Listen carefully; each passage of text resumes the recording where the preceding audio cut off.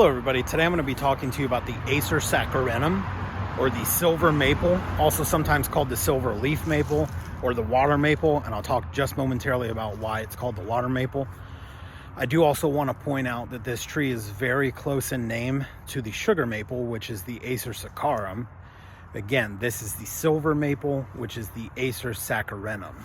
So I'm going to turn the camera here so that we can start to look at some of the specifics of this tree.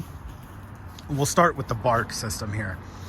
So the bark on this tree, you'll notice, has pretty deep crevices, and it's also got a lot of these splits where the bark is kind of peeling off. And that's pretty characteristic of these trees. You can see there's a lot of those on this tree system.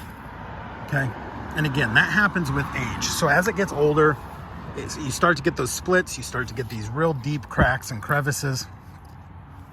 When it's younger, and this is a younger piece of this tree, an offshoot of this tree, you can tell that those cracks and crevices aren't quite as deep, but they're still there. When it's even younger than this, when this tree was first growing, it would have been an even smoother, kind of grayish brown colored tree trunk system.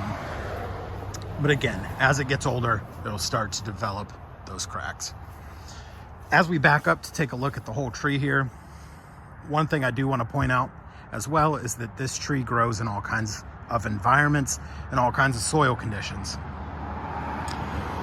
They do prefer usually a soil condition that is a little bit more moist, and that's where you get the name water maples from.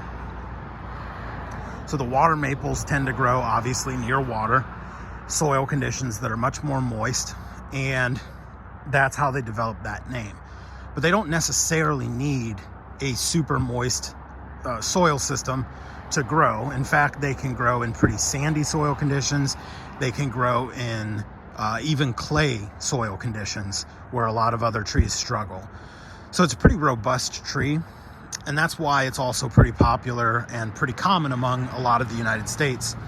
So it will typically grow in kind of that midsection of the United States, not the absolute farthest south, but not the absolute furthest north, kind of that whole midsection of the United States.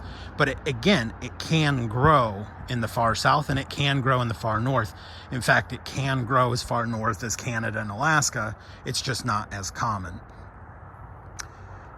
This tree will also have some distinct features within the twig system and the leaves that can help you identify it, and that's what we're going to look at here next. But I do want to, while I'm back here, point out the size of this tree. This tree's probably somewhere about 25 to 30 feet. These trees can actually get up to about 100 feet. So this is far from as large as one of these trees could get, but you can tell it still has a pretty wide canopy, and it's still a pretty good sized tree. But this tree could actually probably get about 3 or 4 times as big as it is now. Again, looking at zooming back in here to the leaf system, there's a few characteristics of the twigs and the leaves that I want to point out to you. So the twigs are going to be this chestnut brown color, okay? And in the spring, there would be 2 things present that we're not going to see here during the fall. One is there would be a flower, and the flower almost kind of looks like octopus legs. So it's a real kind of gangly, small red flowering that would come off of these twig systems. The second thing would be the fruits, and the fruits are called samara. And if you're like me, when I was younger, you may have found them laying on the ground, picked them up, and you can kind of flick them and they helicopter around. So it's a small seed connected to a wing system, and that's how they travel, and also how this tree can reproduce or spread its seeds.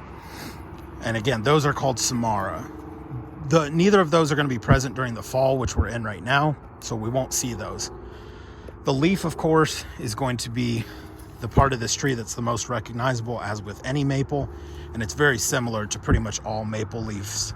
And that's because it's still going to have that kind of 5 palmate or 5 lobes, 1, 2, 3, 4, 5. And it'll have these light serrations along the edges, okay? And then typically it's going to be this green color in the summer, and it'll turn yellow here in the fall. So again, this is the silver maple.